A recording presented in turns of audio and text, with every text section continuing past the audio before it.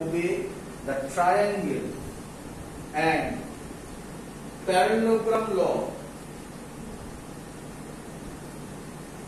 of vector addition শিখানো হয়েছিল তো ডেফিনেশন ছিল ক্লাস 11 এ অনেক বইতে লেখা ছিল vector quantity definition it is a quantity which has only magnitude but no direction ভুল কথা ছিল সরি ভুল বললাম it has vector মানে যার ম্যাগনিটিউড আছে ডাইরেকশনও আছে ভুল ছিল ট্রায়াঙ্গেল বা প্যারালেলোগ্রাম লাও ওবে করতে হবে এটা হচ্ছে রিপিট করছি কারেন্টের কিন্তু ডাইরেকশন আছে বলি না ডাইরেকশন অফ কারেন্ট হচ্ছে ইলেকট্রন যেদিকে যায় তার উল্টো দিকে কিন্তু ট্রায়াঙ্গেল বা প্যারালেলোগ্রাম ল ফলো করে না বলে this is a scalar quantity clear idea কিন্তু সাবধান কারেন্ট আবার দু ধরনের হয় এটা যেটা বলছি এটা এখানে লেখানো নেই বলে দিচ্ছি পড়ানো হবে এটা অন্য পাঠে কারেন্ট দু ধরনের হয় একটা হচ্ছে স্কেলার এই ডিসি কারেন্ট আর একটা হচ্ছে এসি কারেন্ট আমরা যা পড়াশোনা করছি সব ডিসি কারেন্ট কোথাও লেখা নেই কিন্তু ডিসি কারেন্ট পরে আমরা করব সেখানে এসি কারেন্ট লেখা আছে তাহলে obviously বাই ডিফল্ট এটা কি কারেন্ট ডিসি কারেন্ট কোশ্চেন হচ্ছে ডিসি কারেন্টের full form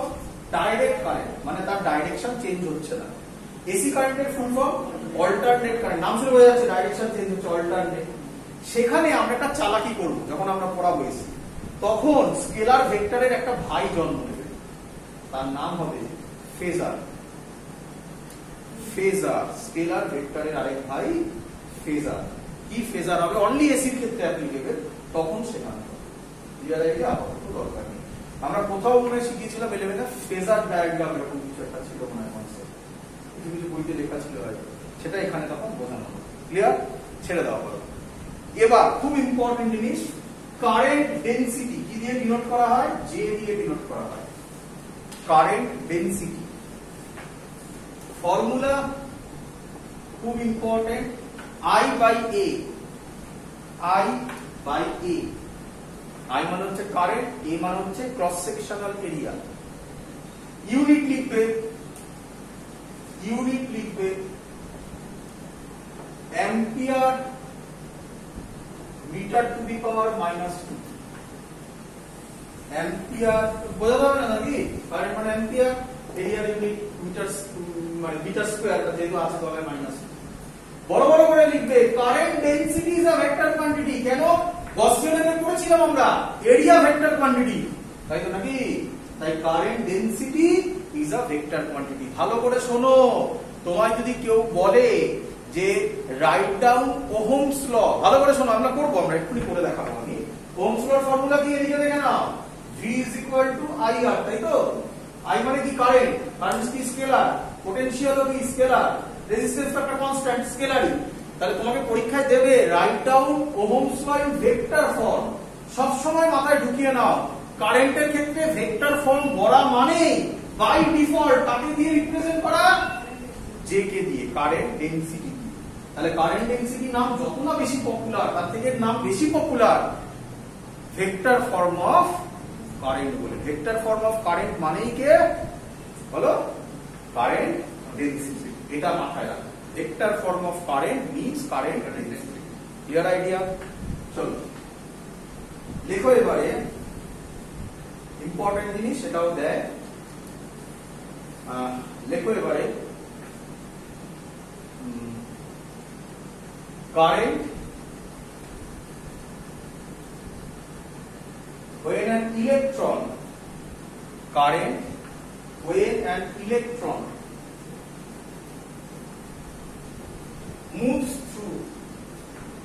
moves a current when an electron moves around a nucleus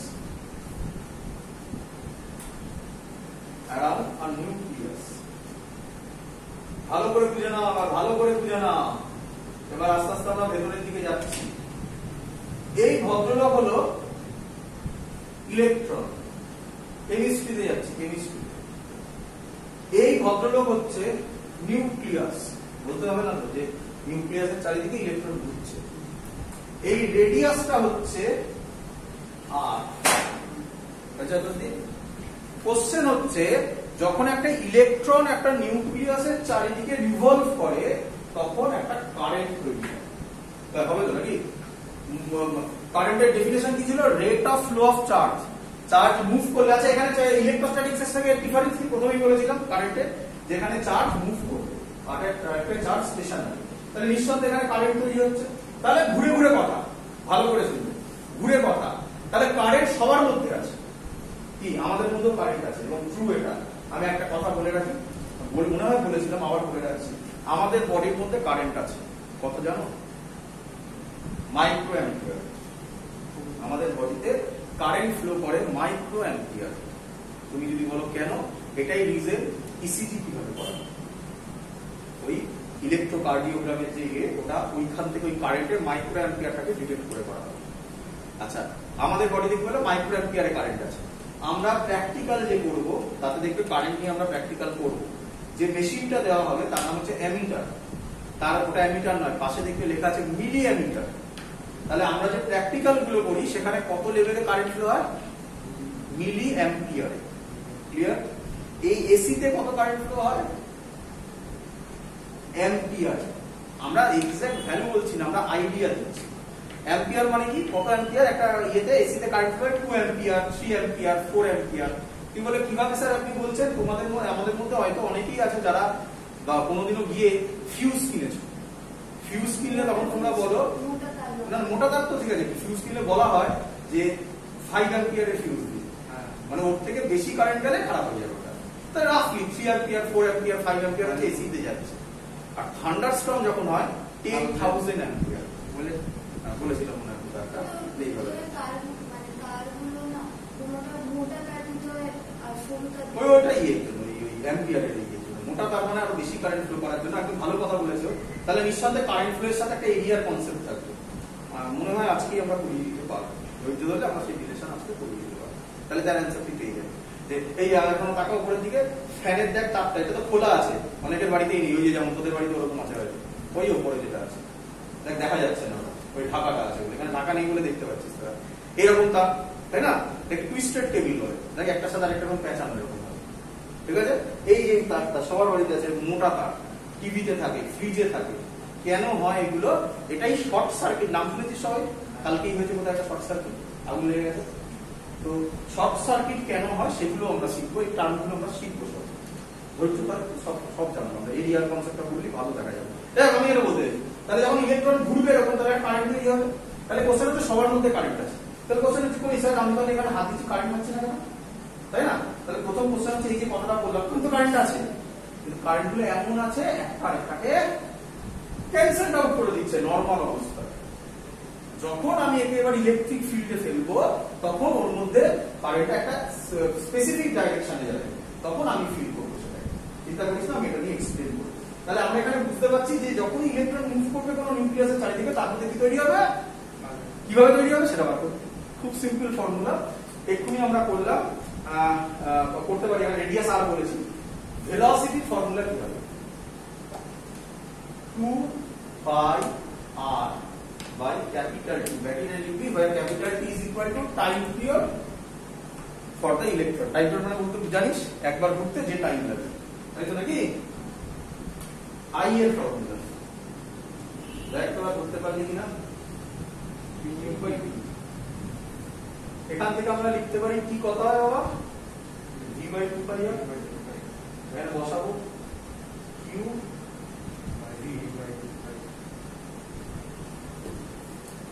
ঠিক করেছি না ভুল করেছি? ভুল করেছিল, কিভাবে 2 pi r by v, তাই না? আর q এর জায়গায় কি বসাবো? e, তাই তো? তাহলে এটা হবে v by 2 pi। বল করে দেবে, এটাই ফর্মুলা, ev by 2 pi। এখান থেকে অঙ্ক দিতে পারে ছোট্ট করে। এবার আমি যে কথাগুলো বলছি সেই কথাগুলো পরীক্ষায় দেবে। এটা অলরেডি আমরা ক্লাস 11এও মনে হয় করেছি, তবু আমরা এখানে করবো একবার। এটা পরীক্ষায় দেবে। কি দেবে আমি এক এক করে বলছি। বুঝলাম আমি? এটা সবার হয়ে গেছে আশা করি। হ্যাঁ, লিখবে টার্মগুলো। আমি আর ডেফিনেশন গুলো মুখে বলছি, আমি আর বলছি না, আমাদের লেখার জন্য ডিকটেট করছি না, কারণ আমি গ্রুপে পোস্ট করে দিচ্ছি, তোমরা ওখান থেকে দেখে একটু করে নেবে। প্রথমে লেখো mean free path denoted by lambda. mean free path denoted by lambda। আচ্ছা ভালো করে কি বললেন? mean free path, mean free path. KTG তে পড়েছিলাম, KTG kinetic theory of gases এরকম জিনিস ছিল, মনে পড়ছে? Mean free path. এবার এক্সপ্লেন করি। ধর এটা একটা কন্ডাক্টর, ক্লিয়ার? কন্ডাক্টরের মধ্যে কি আছে? কন্ডাক্টরের ডেফিনেশন কি? খুব সুন্দর। কন্ডাক্টরের ডেফিনেশন হচ্ছে যার মধ্যে ফ্রি ইলেকট্রনস আছে। কত আছে? অনেক থাকতে পারে, সেটা সম্ভব না আমার পক্ষে এখন আঁকা অতগুলো, আমি এতগুলো ধরলাম। এবার সেই ইলেকট্রন গুলো মুভ করছে, তাহলে এই ইলেকট্রন গুলো যখন মুভ করবে র্যান্ডমলি মুভ করবে, তাহলে এই গেল, ধাক্কা গেল, আবার এই এলো, আবার এই গেল, যা ইচ্ছা হতে পারে। তাহলে দুটো কনজিকিউটিভ কলিশনের মধ্যে, দুটো কনজিকিউটিভ মানে পর পর কলিশনের মধ্যে যে ডিসটেন্সটা উইদাউট কলিশন মুভ করলো, this is called free path. Free কথার মানে কোনো কলিশন হয়নি, আর তাদের average is called mean free path. আমি স্টেটমেন্টটা একবার করছি। The average distance traveled by a free electron between two successive collision is called mean free path. Clear? এগুলো পরীক্ষায় লিখতে দেয়। হয়েছে এটা ঠিক? Next, relaxation time. দেখো relaxation time denoted by tau. Relaxation time denoted by tau. বলি? আচ্ছা, খুব সহজ কথা। এই যে এই পাথটা কভার করতে যে টাইমটা লাগলো, সেই টাইমে ও কি কোনো কলিশন করেছে? তাহলে কিভাবে মুভ করেছে? রিল্যাক্স হয়ে গেছে। ফ্রি তো পাথ হয়ে গেল, রিল্যাক্স হয়ে, তাই এর নাম রিল্যাক্সেশন টাইম। ডেফিনেশন করছি, the time between two successive collision is called relaxation time, and the average of relaxation time, মানে এটা যা হবে এটা না হতে পারে কিন্তু তাই, average of relaxation time is called mean relaxation time. এবার আমি যেটা বলতে চলেছি এটা নতুন, এটা তোমাদের ছিল না কেটিজি, এগুলো ছিল না কেটিজিতে পড়ানো হয়েছিল মিন ফ্রি পাথ, বাড়িয়ে করে দেখি ছিল, রিল্যাক্সেশন টাইমও ছিল। এবার নতুন জিনিসটা করছি, লেখো ড্রিফট ভেলোসিটি। ড্রিফট ভেলোসিটি, এবার এটাকে আমি একটু এক্সপ্লেন করব। আচ্ছা, কি যে ডিনোট করা হয়? পরীক্ষায় দেবে, রিপিট করছি, পরীক্ষায় দেবে, নোটে এখানে স্টার মারিনি, যে যার নোট সে ভুল করেছে, পরীক্ষায় এগুলো সব দেবে, লিখতে দেয়, write down the definition of বলে এগুলো লিখতে দেয়। কি বললাম? ড্রিফট ভেলোসিটি কি দিয়ে ডিনোট করে? ভি সাফিক্সে ডি। এটা ভালো করে বোঝো, এটা নতুন বলে এটা বেশি দেয়, হয়েছে? ভালো করেছো। কি ঘটনাটা ঘটে আগে বলি, তবে ফিজিক্সটা বোঝা যাবে। এটা হচ্ছে একটা নর্মাল কন্ডাক্টর। কন্ডাক্টর মানে একটা আয়রন ধরে নি, এই যে এটাই কপার, তো জানিস এর নাম কি? তাহলে কন্ডাক্টর। আরে হাতে ধরেছি, কারেন্ট মারছে কেন? মারছে না? আপনি তো চেঁচামেচি বললেন এক্ষুনি যে এর মধ্যে নিউক্লিয়াস আছে, ইলেকট্রন ঘোরাফেরা করছে, কারেন্ট মারবে না? একটু ইলেকট্রন মুছে দিয়েছে, কারেন্ট ফর্মুলা করলাম EVR by 2 EV by 2 pi R, current মারার কথা কেন মারছে? অ্যান্সার ভালো করে। এখানে কি আছে? কি আছে?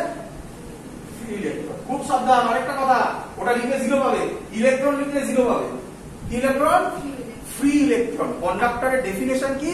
যার মধ্যে ফ্রি ইলেকট্রনস আছে। ফ্রি ইলেকট্রন, ইলেকট্রন লিখলে 0 পাবে, বারবার করে বলছি, ফ্রি ইলেকট্রন। এই ইলেকট্রন গুলো ইনিশিয়ালি মানে কোনো ইলেকট্রিক ফিল্ড নেই, একে বলে ইলেকট্রিক ফিল্ড। মানে কি? ব্যাটারি কানেক্ট করা মানে ইলেকট্রিক ফিল্ড দেওয়া হচ্ছে। তাহলে ইনিশিয়ালি মানে কোনো ইলেকট্রিক ফিল্ড নেই, এই ইলেকট্রন গুলো র্যান্ডমলি মুভ করে। র্যান্ডমলি মুভ করে। এই র্যান্ডম মুভমেন্টের যদি আমি অ্যাভারেজ করি, তাহলে তার ভ্যালু কত আসে? 0 আসে। তাহলে এই যে ফর্মুলাটা আমরা করেছিলাম, আই এর ফর্মুলা ইভি বাই 2 পাই আর, ভিটা কত এসে যাচ্ছে? তাহলে আই কত এসে যাবে? তাহলে বলার দরকার নেই যে কেন আমি কারেন্ট পাচ্ছি, এটাই রিজন। এটা কিন্তু ড্রিফট ভেলোসিটি নয়, আমি কি বলেছি? র্যান্ডম কি বলেছি? ভেলোসিটিতে মুভ করে। আমি একবারও ড্রিফট ভেলোসিটি বলি। এবারে কই আমি? এবার যদি আমরা বাইরে থেকে একটা এক্সটার্নাল ইলেকট্রিক ফিল্ড দিই, বাইরে থেকে এক্সটার্নাল ইলেকট্রিক ফিল্ড দিই, তাহলে এরা যে র্যান্ডম মুভ করছিল আর র্যান্ডম মুভ করবে না, একটা স্পেসিফিক ডাইরেকশনে ওরিয়েন্ট হবে। এই স্পেসিফিক ডাইরেকশনে যে ওরিয়েন্ট হবে, প্রত্যেকটা ফ্রি ইলেকট্রনের ভেলোসিটি কি হবে, একজনের v1 হবে, একজনের v2 হবে, একজনের v3 হবে, ডট ডট ডট, অনেকটা আরএমএস এর মতো। বোঝা গেছে পুরো জিনিস? এদের এভারেজ করলে যে ভেলোসিটি হবে তার নাম ড্রিফট ভেলোসিটি। আমি রিপিট করছি, তাহলে কোনটা থাকা মাস্ট? এক্সটার্নাল ফিল্ড না থাকলে ড্রিফট ভেলোসিটি হবে না। আমি রিপিট করছি, পড়ছি ডেফিনেশন, নোটে দিয়ে দেবো গ্রুপে। The average velocity of free electron underline হবে, in the presence of an external electric field is called drift velocity। অনেকটা আরএমএস এর মতো, আরএমএস এও তাই হয়েছিল, ভেবে দেখ। এখানে আরএমএস বলা হয়, এখানে কি বলা হয়? Drift velocity. এই ড্রিফট ভেলোসিটির জন্যই আমরা কারেন্টটাকে ফিল করতে পারি। ক্লিয়ার আইডিয়া সবার এত অবধি? একটু ছোট্ট জিনিস আমরা করে নিই, হেডিং দে, ইম্পর্টেন্ট, পরীক্ষায় আসবে, স্টারও মারা আছে। Relation between drift velocity and relaxation time. Relation between drift velocity and relaxation time পরীক্ষায় আসবে।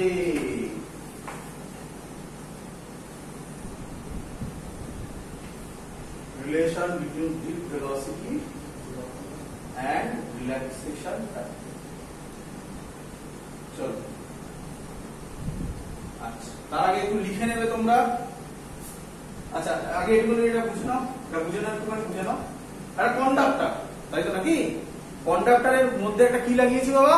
বাইরে ব্যাটারি। ব্যাটারি লাগানো মানে এক্সটার্নাল ইলেকট্রিক ফিল্ড তৈরি হলো। কে বলবে আমাকে ইলেকট্রিক ফিল্ড কোন দিক থেকে কোন দিকে কাজ করে? না না, ওইসব এখানে ইলেকট্রন দিয়ে বলা যাবে না। কোন দিক থেকে কোন দিকে কাজ করে? ব্যাটারি। হ্যাঁ হ্যাঁ, শুনলাম এক্ষুনি। Positive two negative. পজিটিভ কোনটা? বড়টা। পজিটিভ টু নেগেটিভ মানে এই কিরে, বুঝলি কি বুঝলি না? Clear idea? এবার ওর কথা, ইলেকট্রন কোন দিকে মুভ করে? ও হ্যাঁ হ্যাঁ হ্যাঁ, দেখুন গোটা বলে আমার চেঞ্জ করে দিই। ঠিক বলেছিস, বুঝলি? ওটা পজিটিভ থেকে নেগেটিভ, এটা নেগেটিভ থেকে। তাহলে এবার কোন দিকে ইলেকট্রন গুলো মুভ করবে? কততে? ভিডিতে। এটাও ভিডিতে, এটাও। আর তোরা আবার বলিস না স্যার পিম্পি আছে, আবার এটাও ভুলে গেছি, ভালো করে শুনবি। তিনজনেই কি ভিডিতে যাচ্ছে? ইন রিয়ালিটি না, v1 v2 v3 dot dot dot যাচ্ছে। এদের এভারেজটা ভিডি আমরা অ্যাজিউম করে নিচ্ছি, সেটা আমি দেখাবো, লিখে পড়ে দেখাচ্ছি। বোঝা গেছে? থিওরি করবো আমরা, লিখবো আমরা। দেখো, লেন্থ অফ দা কন্ডাক্টর, এই কন্ডাক্টরটার লেন্থ ধরলাম কত? L. Length of the conductor is equal to L. Cross sectional area of that conductor, cross sectional area of that conductor is equal to A. তাহলে cross sectional area কত নিলাম? এসব design করে করতে হবে না, দেখানোর জন্য বললাম। বুঝলে? The conductor is placed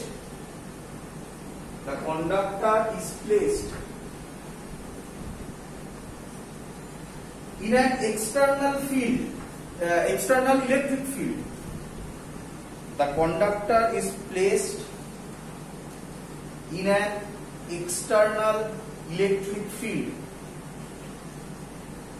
E, capital E, তাই তো নাকি? Capital E। বুঝলে? Force experienced by an electron,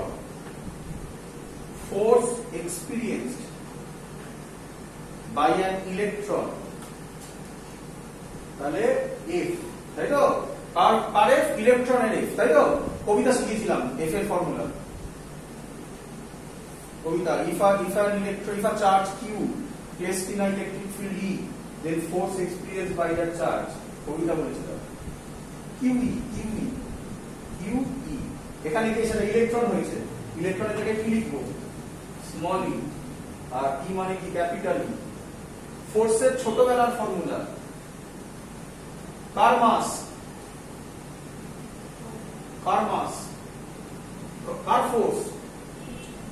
car force ইলেকট্রনের, তাহলে কার মাস ছোট্ট করে এরকম লেখা হয় any mass of an electron, শুধু নোটেশন আর কিছু না।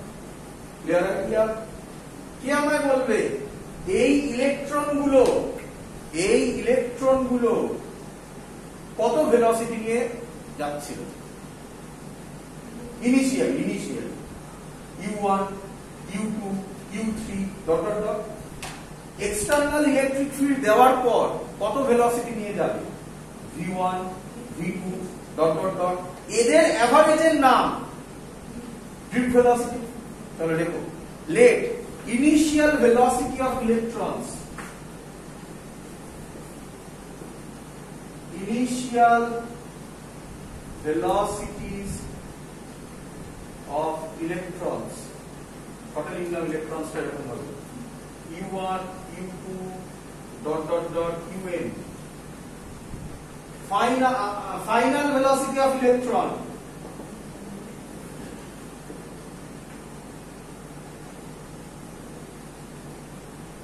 v1 v2 dot dot dot vn। time between the collisions, relaxation time, তাই না? time between collisions tau 1 tau 2 dot dot dot tau n। বলো কে কে বুঝতে পারোনি? আরেকবার বলবো। কি আমায় বলবে ইনিশিয়াল মানে কি? ইনিশিয়াল মানে কি? একদম বলো। ইলেকট্রিক ফিল্ড নেই, ব্যাটারি নেই, তখন কত ভেলোসিটিতে যাচ্ছে? এই u1 u2 এদের এভারেজ কত হতো? হ্যাঁ, এদের এভারেজ কত হতো? আমি যখন এটা ইনিশিয়াল অবস্থায় হাতে নিয়েছি তখন কি ইলেকট্রন গুলো দাঁড়িয়ে আছে না মুভ করছে? এই যে আমি এটা কন্ডাক্টর, তো আমি এটাকে হাতে নিয়েছি, এর মধ্যে যে ইলেকট্রন গুলো আছে সেগুলো দাঁড়িয়ে আছে না মুভ করছে? মুভ করছে। কততে মুভ করছে? u1 u2 dot dot dot. Current খাচ্ছি কেন হচ্ছে? শুনতে পাইনি, কিন্তু ভেলোসিটি থাকলেই তো কারেন্ট হবে। Formula ev/2πr। তার কারণ বললাম যে র্যান্ডমলি মুভ করছে, মানে এদের এভারেজ 0। তাহলে u1 plus u2 plus dot dot dot divided by n, এদের এভারেজ কত? 0। তাই কারেন্ট খাচ্ছি না। এটা ইম্পর্টেন্ট কথা, বোঝা গেছে এতদিন? ক্লিয়ার সবার? আমি এই ফর্মুলাটা ইউজ করতে পারি, এটা বুঝলাম। আমি এই ফর্মুলা আশা করব ছোটবেলা থেকে দেখে আসছি।